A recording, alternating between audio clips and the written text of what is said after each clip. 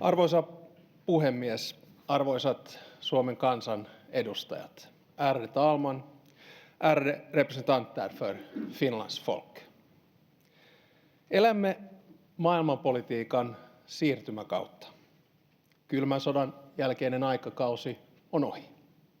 Uusi maailmanjärjestys hakee muotoaan. Mennyt vuosi osoitti, että Suomi kykenee toimimaan tässä muuttuvassa maailmassa.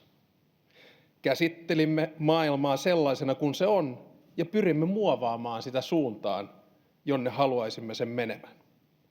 Emme vain sopeudu, vaan vaikutamme. Diplomatian pelilaudalla on parempi olla pelaaja kuin pelinappula. Kaikki lähtee siitä, että ymmärrämme, mistä maailman murroksessa on kyse ja mitä voimme asian eteen tehdä. Muutosta ei kannata pelätä tai paeta, siihen pitää voida vaikuttaa. Samaan aikaan meidän pitää myös itse pystyä muuttumaan. Nostalgia ei ole strategia. Menemme kohti maailmaa, jota määrittelee yhä enemmän valta ja voima. Tämä muutos tapahtuu asteittain ja pitkällä aikavälillä. Näinä aikoina muutos kuitenkin näkyy meille tapahtumina, jotka tekevät siitä konkreettisen ja äkkinäisen, jopa rajun. On asioita, joihin voimme vaikuttaa ja asioita, joista voimme lausua. Välillä on valittava taistelunsa. Pick your battles, kuten englanniksi sanotaan. Tästä esimerkkinä alkuvuosi, jonka aikana olemme työskennelleet Ukrainan rauhanprosessin ja Grönlantia koskevien jännitteiden laukaisemiseen, niiden eteen, sekä lausuneet Venezuelan tilanteesta ja Iranin väkivaltaisuuksista. Maailmassa yhteistyö, kilpailu ja konfliktit vaikuttavat rinnakkain. Nyt elämme aikakaudella, jota pääasiassa luonnehtii voimistuva kilpailu. Toimimme, jotta kilpailu ei läikkyisi konfliktiksi. Toimimme, jotta yhteistyö saisi taas jalansijaa. Olemme nähneet, miten suurvallat käyttävät kaikkia vallan välineitä joustavasti. Turvallisuus liittyy teknologiaan, kauppapolitiikkaan ja talouteen. Meidänkin, siis Euroopan, on tämä ymmärrettävä ja sen mukaan toimittava. Työkalupakista ei ainakaan ole puutetta. Ulkopolitiikka perustuu arvoihin, intresseihin ja valtaan. Harvemmin ne ovat täydellisessä sopusoinnussa. Ulkopolitiikassa tehdään päätöksiä joka päivä. Päätösten vaikutuksia ja tasapainoa on punnittava tarkoin, maltilla ja harkiten. Euroopan turvallisuutta muokkaa nyt vahvimmin 3 asiaa. Ensinnäkin Venäjän hyökkäys Ukrainaan, toiseksi Kiinan nousu suurvallaksi ja kolmanneksi Yhdysvaltojen uusi ulko- ja turvallisuuspoliittinen doktriini. Nämä kaikki muokkaavat myös maailmaa suuntaan, jossa voima määrittelee kansainvälisiä suhteita yhä enemmän. Nämä ovat tosiasioita. Voimme reagoida niihin joko voivottelemalla tai tekemällä. Suomalainen tapa on tehdä. Siksi liityimme NATOon. Siksi pyrimme vaikuttamaan EU:ssa ja laajemmin osana Eurooppaa. Siksi pidämme huolta omasta puolustuskyvystämme ja kokonaisturvallisuudestamme. Murroksen keskellä Euroopasta tulee entistä itsenäisempi toimija. Se ottaa enemmän vastuuta omasta turvallisuudestaan. Se vahvistaa omaa puolustustaan. Se rakentaa maailman laajinta vapaakauppaverkostoa. Koska olemme EU:n täysivaltainen jäsen, voimme vaikuttaa. Yhdysvallat on meille tärkeä liittolainen. Samalla on rehellisesti myönnettävä, että Yhdysvallat on muutoksessa. Muutoksessa on myös sen suhtautuminen liittolaisiinsa ja sen tapa tehdä ulkopolitiikkaa. Tämän olemme nähneet läheltä viimeisen vuoden aikana. Yhdysvaltain nykyhallinnon ulkopolitiikan taustalla on ideologia, joka on ristiriidassa omien arvojemme kanssa esimerkiksi siinä, että se murentaa nykyistä kansainvälistä järjestelmää. Se toimii enemmän kansainvälisten instituutioiden ulkopuolella.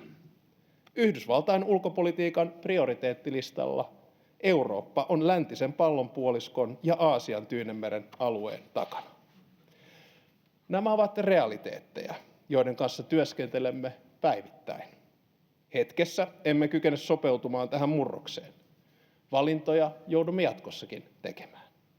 Kahdenvälinen suhteemme on niin vahva, että kykenemme keskustelemaan asioista Yhdysvaltojen kanssa suoraan. On asioita, joissa teemme yhteistyötä, kuten puolustus, NATO ja meriteollisuus. Samalla on asioita, joista olemme avoimesti eri mieltä, kuten ilmastonmuutos tai suhtautuminen kansainvälisiin instituutioihin ja sääntöihin. Tavoitteenamme on, että Eurooppa on tulevaisuudessa Yhdysvalloille tasaveroisempi ja kykenevämpi kumppani. Kykenevyys mahdollistaa myös itsevarmuuden. Ilman voimaa kovat lausunnot kaikuvat kovin onttoina. Samalla haluan muistuttaa, että NATO on määritelmällisesti liitto, joka yhdistää Pohjois-Amerikan ja Euroopan. Yhdessä olemme maailman vahvin puolustusliitto. Det finns skäl till att Finland aktivt stöder internationella institutioner såsom FN. Internationell rätt är detsamma som internationella samfundets spelregler. Regelverket har aldrig genomförts effektivt i alla situationer. Brott mot det har långt ifrån alltid lett till ett rättvist straff. Men internationella regler är fortfarande den norm mot vilken vi bedömer staternas agerande.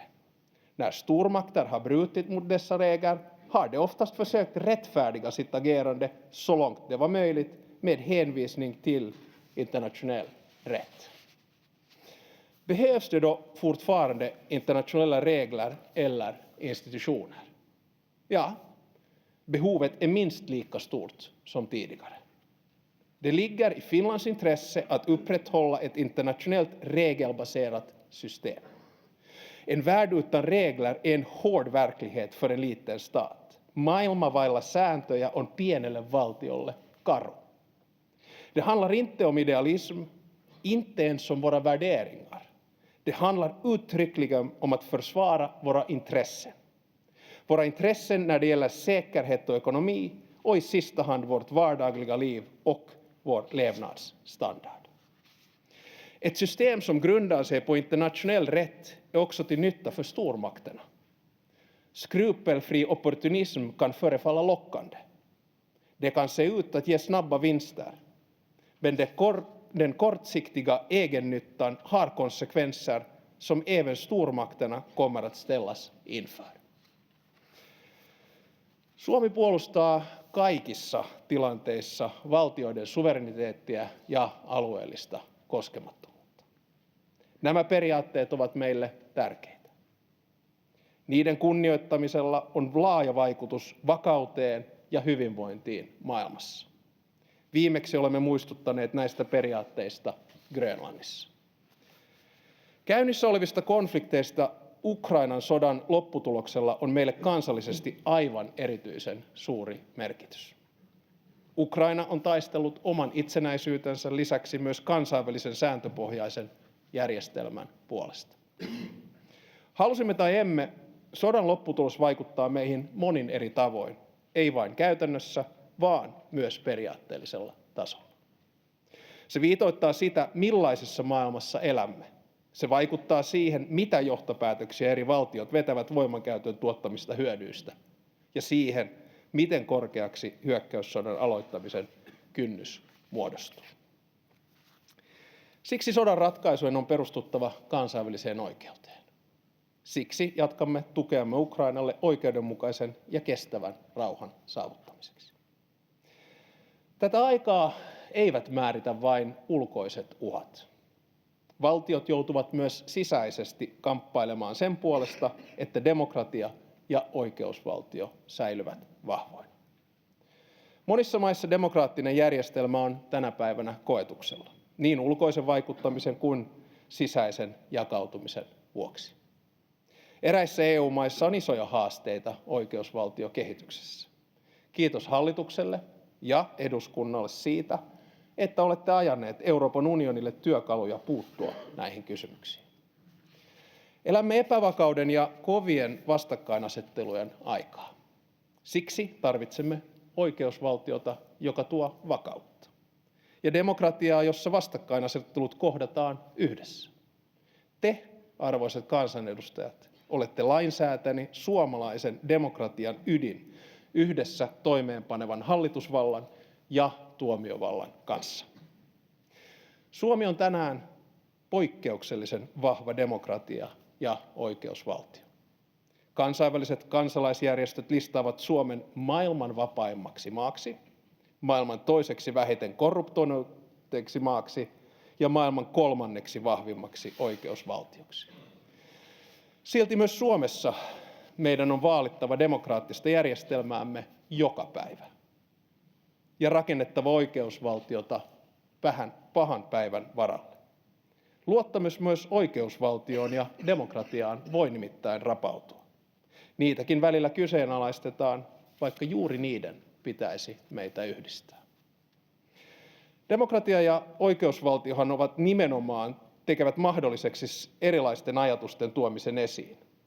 Ne mahdollistavat eri näkökulmien kamppailun yhteisten sääntöjen kehikossa. Ne toimivat pidäkkeenä mielivallalle ja sorrolle. Demokratia pitää sisällään myös viestin nuorille. Tulevaisuus on avoin ja siihen voi vaikuttaa. Suunnasta päätämme yhdessä. Politiikassa sanat muuttuvat teoiksi. Merkitystä on sillä, millaista kieltä käytämme. Valitettavasti maailmassa on monta esikuvaa niille, jotka haluavat puhua vähättelevästi ja loukkaavasti toisista ihmisistä ja kokonaisista ihmisryhmistä. Tänä päivänä usein se, joka sanoo räväkämmin, saa eniten näkyvyyttä. Provokaatiot palkitaan huomiolla, ylilyöntejä luullaan rohkeudeksi, liioittelua totuuden puhumiseksi. Olen tasavallan presidenttinä pitänyt hyvin tärkeänä sitä, että vältämme kahtiajakautumista ja rakennamme luottamusta suomalaisessa yhteiskunnassa. Kaiken ytimessä on arvostava keskusteluyhteys. Pitäkäämme siitä huolta. Eduskunta on viimeisen vuoden aikana käsitellyt useita vaikeita kysymyksiä demokratian periaatteita toteuttaen. Yksi tärkeä päätös oli saamelaiskäräjälain uudistaminen. Saamelaiset ovat Suomen ainoa alkuperäiskansa. Heidän kohtelunsa kertoo meistä yhteiskuntana ja demokratiana. Saamelaisten totuus- ja sovintokomissio julkaisi raporttinsa joulukuussa. Kehotan ottamaan komission työn vastaan vakavasti ja jatkamaan sovinnon, keskinäisen kunnioituksen ja yhteistyön tiellä. Lisäksi eduskunta on tehnyt vaikeita päätöksiä Suomen turvallisuuden parantamiseksi epävakaassa maailmassa. Nämä ovat liittyneet puolustuskykyyn, vihamieliseen vaikuttamiseen vastaamiseen, rajaturvallisuuteen. On tärkeää, että kykenemme Suomen turvallisuutta vahvistaviin päätöksiin. Yhtä tärkeää on, että ne syntyvät yhdessä, harkiten ja keskustelujen kautta. Yhteisenä tavoitteenamme on Suomen paras. Kansainvälisen tilanteen muutoksen syvyyden ja nopeuden vuoksi olemme sopineet yhdessä pääministerin kanssa, että eduskunta saa valtioneuvoston ajankohtaisselonteon ulko- ja turvallisuuspolitiikan toimintaympäristön muutoksesta. Selonteon laadinta on vasta alkamassa. Yksi asia on kuitenkin selvää. Arvopohjainen realismi antaa meille työkalut toimia muuttuvassa maailmassa. Jatkossakin Suomen ulko- ja turvallisuuspolitiikan päämääränä on turvata maamme itsenäisyys ja alueellinen koskemattomuus, estää Suomen joutuminen sotilaalliseen konfliktiin ja taata suomalaisten turvallisuus ja hyvinvointi. Lopuksi haluan kiittää eduskuntaa hyvästä yhteistyöstä. Maailmanmurroksen keskellä vuoropuhelua tarvitaan. Olen omalta puoleltani valmis jatkamaan yhteydenpitoamme myös vaalikauden lopulla. Tämä on toinen ja samalla viimeinen kerta, kun avaan valtiopäivät tällä eduskuntakaudella. Vaalivuosi lähestyy. Minunhan ei pitäisi teitä neuvoa. Mutta oma kokemukseni on, että vaaleja ei voiteta toista haukkumalla. Harvoja kiinnostaa, mitä sinä vastustat. Monia kiinnostaa, mikä on sinulle tärkeää. Muistakaa, demokratiassa saa ja pitää käydä sivistynyttä keskustelua. Ja olla myös eri mieltä. Näytetään taas maailmalle, että Suomi on myös vaalikamppailun aikana demokratian mallimaa. Jag lyckönskar presidiet till det stöd ni fått. Härmed förklarar jag riksmötet 2026 öppnat. Onnittelen puhemiehistöä valintanne johdosta. Julistan vuoden 2026 valtiopäivät avatuksi.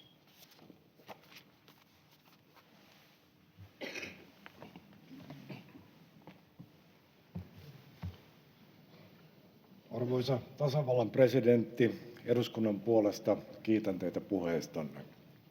Ärade republikens president, på riksdagens vägnar vill jag tacka er för ert tal. Hyvät Suomen kansan edustajat, ärade representanter för Finlands folk.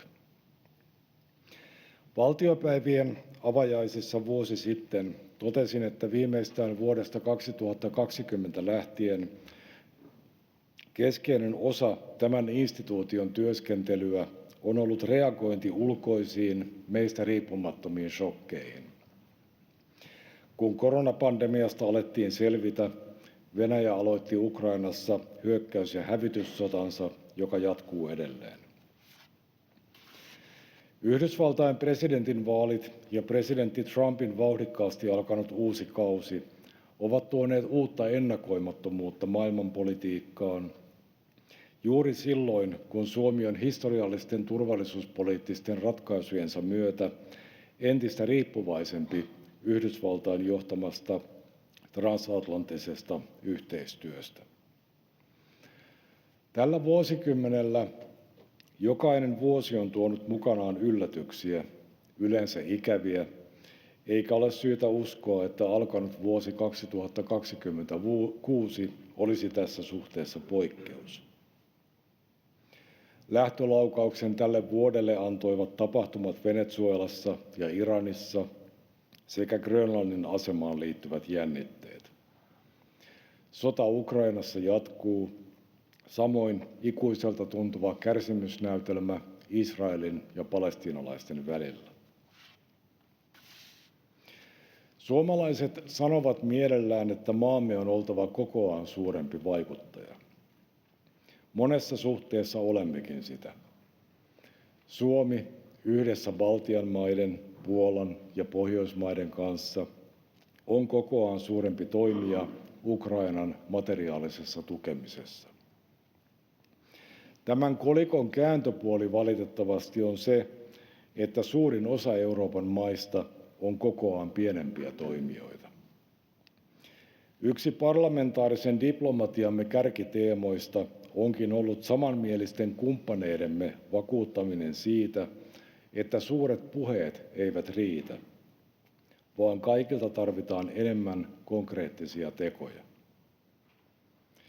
Eurooppalaista solidaarisuutta on vaadittu eurokriisin, siirtolaiskriisin ja koronakriisin yhteydessä, ja sitä on peräänkuulutettava myös vastattaessa Venäjän aiheuttamaan uhkaan.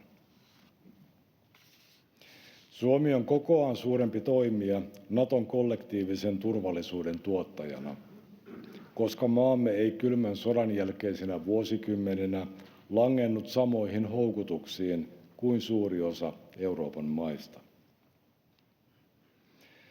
Päätöksentekijät ovat ihmisiä, ja ihmiset ovat suunnilleen samankokoisia riippumatta siitä, edustavatko he suurta vai pientä valtakuntaa. Tästä seuraa, että taitavalla, rohkealla ja ennakkoluulottomalla diplomatialla pienikin maa voi näytellä maailman tapahtumissa suurta roolia. Haluan tässä yhteydessä erityisesti nostaa esiin tasavallan presidentin toimeliaisuuden henkilökohtaisten suhteiden rakentamisessa niin Yhdysvaltain presidentin kuin eurooppalaistenkin suurvaltojen johtajien kanssa. Haluan kuitenkin todeta, että kokoaan suurempanakin Suomi on melko pieni. Tämä ei ole vika, vaan ominaisuus. Yksi hahmottamista vaikeuttava tekijä on ehkä Mercatorin karttaprojektio, eli se litteä maailmankartta, jota yleensä katselemme. Mercatorin karttaprojektio venyttää ja paisuttaa korkeita leveysasteita ja saa muun muassa Suomen näyttämään tavattoman suurelta. Karttapallo ja numerot palauttavat maan pinnalle. Suomalaisia on 0,7 promillea maailman väestöstä. Suomen pinta-ala on 2 promillea maapallon maapinta-alasta. Bruttokansantuotteemme on 2,1 promillea globaalista bruttokansantuotteesta. Suomi tuottaa 0,8 promillea maailman hiilidioksidipäästöistä.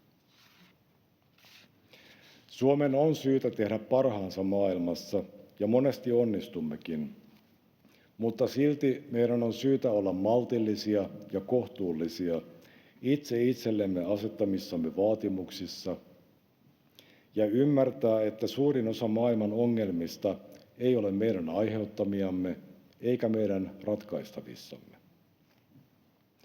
Hyvien ja pahojen asioiden tapahtuminen tai tapahtumatta jääminen ei useinkaan ole kiinni siitä, miten kovaa tai nopeasti päättäjämme niitä kommentoivat.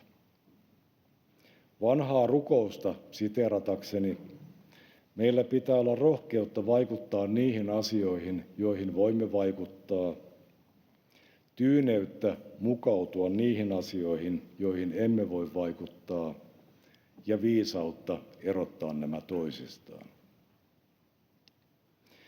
Eduskunnan ja muun valtiojohdon tärkein tehtävä on puolustaa ja edistää Suomen ja suomalaisten turvallisuutta ja hyvinvointia. Nämä asiat ovat omissa käsissämme ja kukaan muukaan ei niitä puolusta ja edistä.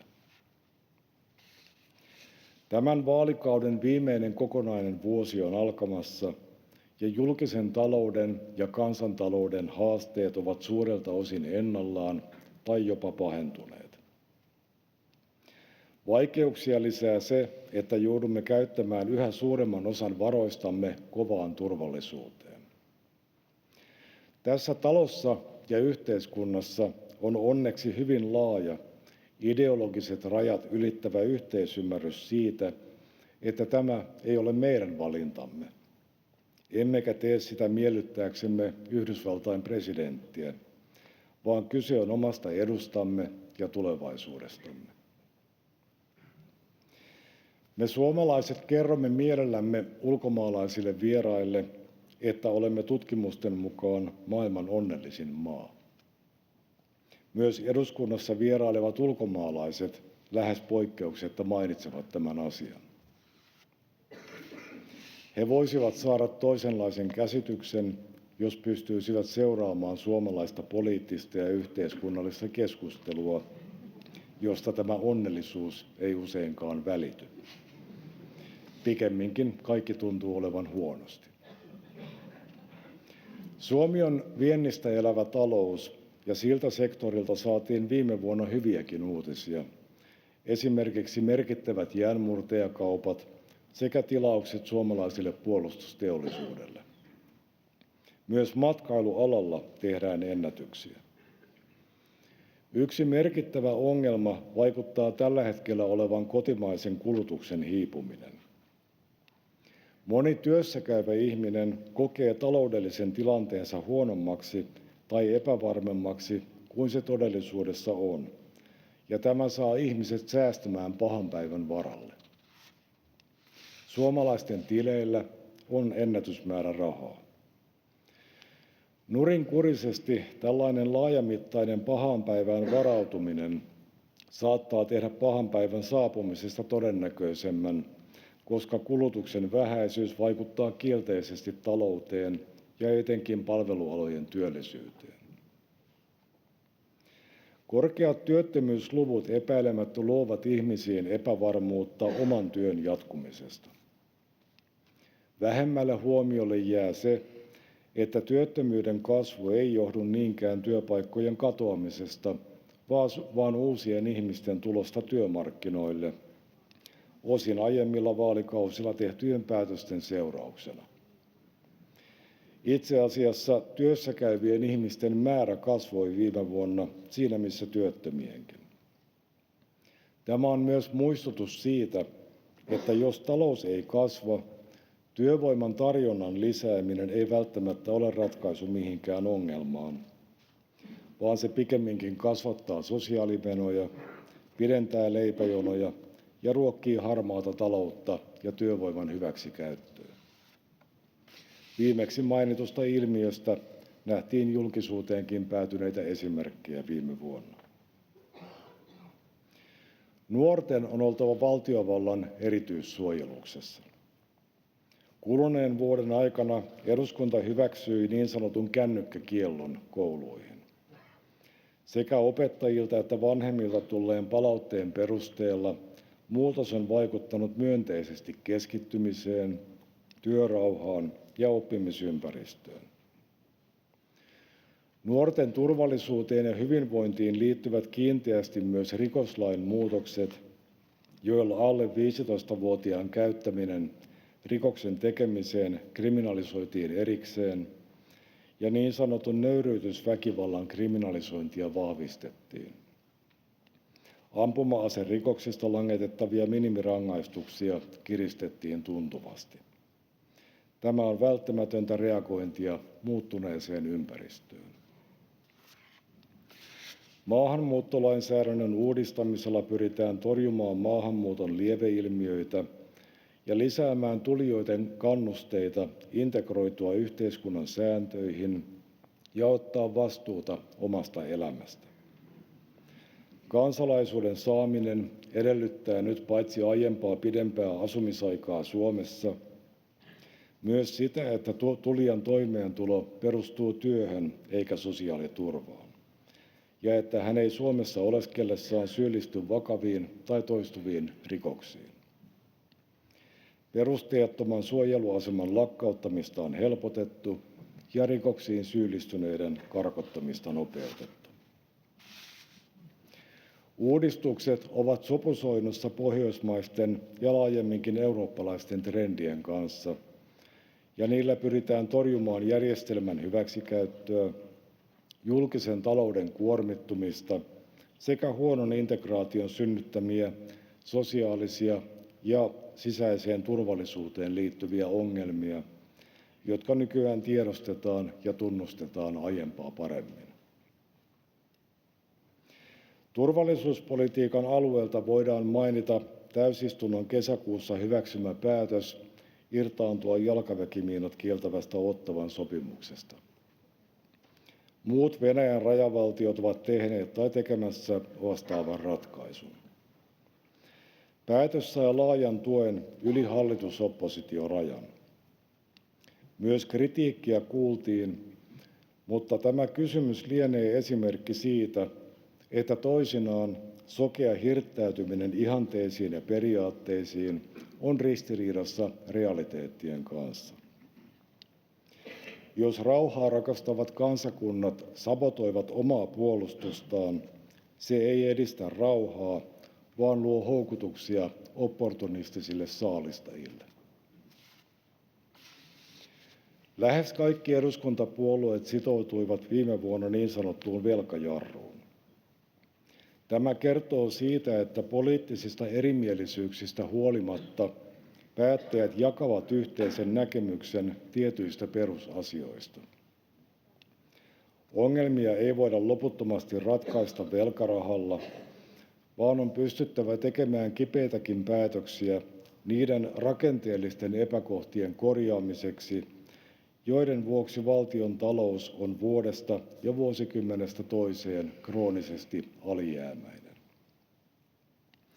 Menoja on priorisoitava ja vähennettävä ja samaan aikaan työtä ja yrittämistä kannustettava. Velkajarru on omiaan luomaan luottamusta siihen, että vaalituloksista riippumatta eduskunta ja hallitus ottavat vakavasti roolinsa suomalaisten edunvalvojina ja verokirstun vartijoina. Yhteinen sitoutuminen puitteisiin toivon mukaan tuo myös vastuullisuutta vaalipuheeseen, joka epäilemättä alkaa kiihtyä, kunhan vuosi ehtii pidemmälle. Ulkoisista ja sisäisistä vaikeuksista huolimatta ja niiden ratkaisuun liittyvistä erimielisyyksistä huolimatta moni asia on meillä hyvin. Emme aina arvosta niitä, koska pidämme niitä itsestäänselvyyksinä, mutta kuten maailma ympärillämme muistuttaa, ne eivät ole sitä. Suomessa hallitukset istuvat koko kauden, vaalit pidetään ajallaan, niissä on tarjolla erilaisia vaihtoehtoja ja niiden tulokset tunnustetaan. Kansallista turvallisuutta koskevista kysymyksistä vallitsee laaja yksimielisyys. Varautuminen niin puolustuksen, väestönsuojelun kuin energiaturvallisuudenkin alalla on korkealla tasolla. Kaikkeen ei voi varautua, mutta yllättävissä tilanteissa yhteistyö eduskunnan, valtioneuvoston ja tasavallan presidentin välillä on enimmäkseen ongelmatonta, mikä mahdollistaa sekä perusteellisen että ripeän kannanmuodostuksen ja yhteisen toimintalinjan muodostamisen. Finland har lyckats klara och förnya sig också i svåra tider. Tack vare att ansvaret är delat och alla har en viktig roll. Vårt geografiska läge och klimat ger oss inga fördelar och vi har inga naturresurser som gör oss förmögna. Efter krigen återuppbyggde vi landet genom hårt arbete, uthållighet och gemensam vilja. Ansvaret kunde inte överlåtas på någon annan. Den grundsatsen gäller fortfarande. Samhällets hållbarhet och styrka bygger ytterst på vars och ens bidrag, på att var och en bär sitt ansvar i vardagen och på en övertygelse om att den egna insatsen och de egna handlingarna har betydelse. Arvoisa tasavallan presidentti,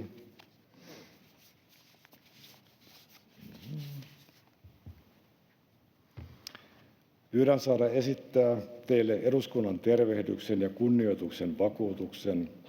Luotan siihen, että yhteistyö teidän ja eduskunnan välillä jatkuu ja edelleen kehittyy vuonna 2026.